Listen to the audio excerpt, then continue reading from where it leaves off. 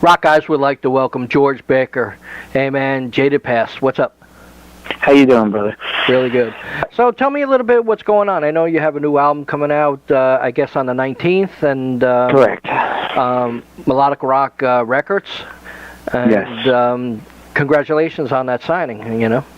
Thank you very much. It's been a long time coming for something like this to be happening. What we got going on is August 19th is the new record official release of Believe by Jaded Past. Yes, and it is on Melodicrock Records. We're just coming off a recent show on the 13th in Belmar. It was our only show in New Jersey this year that we're going to be doing. Coming October through the rest of the year, we're going to be on the road. Right. Yeah, we're hitting Atlanta, we're hitting New England states, hopefully down in Nashville. There's a lot going on. Everything can be witnessed right on jadedpast.com. It's updated weekly, and hopefully some tour dates will be coming through soon. Right, right. Now, this morning I listened to Dashboard Jesus. Tell me a little bit about that song. Well, I found a new love for the Nashville, the whole Nashville situation down there. Right. So I went down there to talk to a couple of people, and that song just came out of that. I mean, I just have a new feel for the whole country rock as it meets the rock and roll thing, and I had a friend of mine, Ed Masterson, play harmonica on it. And as me and Steve Brown were doing the song, you know, we brought in Ed, and he added a lot of flavor to it. And it's just a feel-good song, you know. Cool. And I thought it would make a good video soon. Wow. So how's it working with Steve Brown from TRIXTER? I love working with Steve Brown from TRIXTER. He did the first record with me, and he did this record with me. He knows exactly where I'm going with everything. It's almost like he's in my head. Right. You know, the whole process is I show up with my tunes that I wrote. Specifically, I write everything on acoustic guitar. I bring it to him. We go through it. We take it apart, put it back together, and me and him do a lot of the tracks. And then we bring in all the guest people that, you know, as you know, Jaded Past. I kind of record the records almost myself, you know, like a modern day Prince type of thing. Right. It's just easier, and it's more logical. And then I get my tour lineup together, and then we go out. But as far as Steve Brown goes, it's perfect situation for me. Right. So proof is in the pudding, I guess, you know. Cool. Now, I was out this morning, like I just said, and I bumped into at the supermarket one of your former members, Mark Mayer, no longer with the band. But I mean, tell me a little bit about the band right now. Well, the band now, like I said, we just did one show in Belmar, New Jersey, and we're going to go back out on the road. And what I have right now is Jason Cornwell, who plays with Eric Martin Band. From Mr. Big. Right. He's the bass player. And I have a brother situation going on here, Scott LaFlame, who's from Bang Tango. He plays lead guitar. And his brother, Robert, is filling in on the drums right now. So I have a very, very solid lineup. And we did, like, when we did the show in Belmar, I couldn't ask for a better touring band, right. You know. So it's very tight. It's very pro. It's very energetic.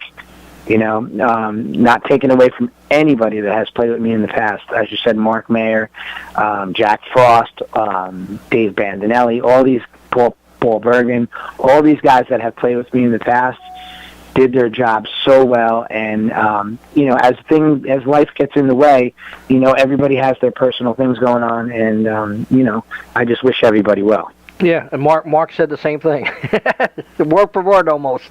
You know? Well, you know, me and him, we go back to high school. So, right.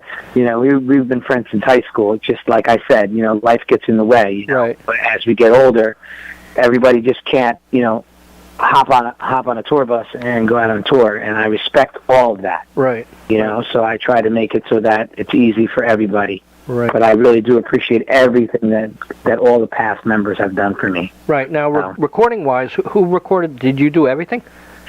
Well, I do a lot. Steve does a lot. We brought in a lot of session people. So it's really as like I'm saying, as we can fit in people to get in to record. It has to be around my schedule and of course their schedules. Right. So I can't per se have a recording band because it'll never get done. I tried that in the past. So I play a lot on it. Steve plays on a lot. Dennis Zimmer, who's in Big Orange Cone, and Lita Ford, he played on some tracks. And like I said, we've had just numerous guests come in and help me out. Right. Now, tell me a little bit about the cover of the album. The cover of the album was brought in by Andrew from Melodicrock Records. So he sent it to me, asked me if I liked it. We put a couple of tweaks on it, and I like it. Cool. I like the whole. I think it fits the Believe title. Right. So I think it works out. Right.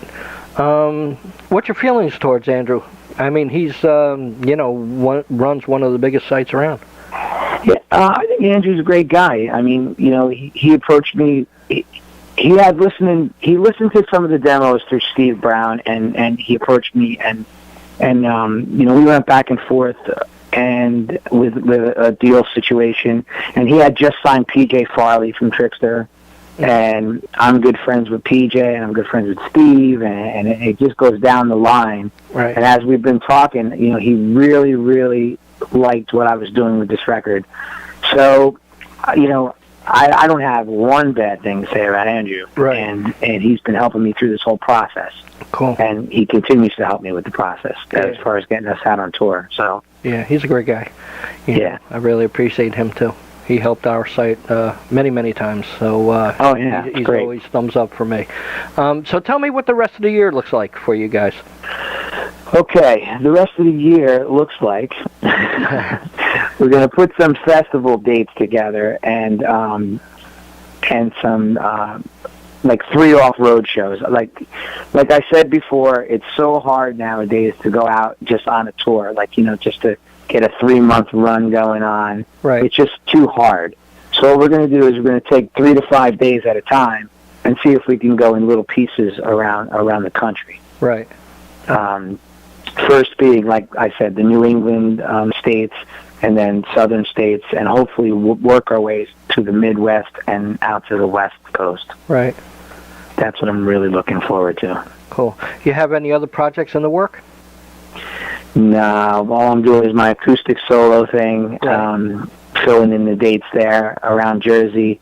I branched out into like Connecticut and Pennsylvania and New York, and whoever wants to hire me for my acoustic solo thing, I'm right there. That's on the website too, Right. So that's almost like my so-called day job. Right.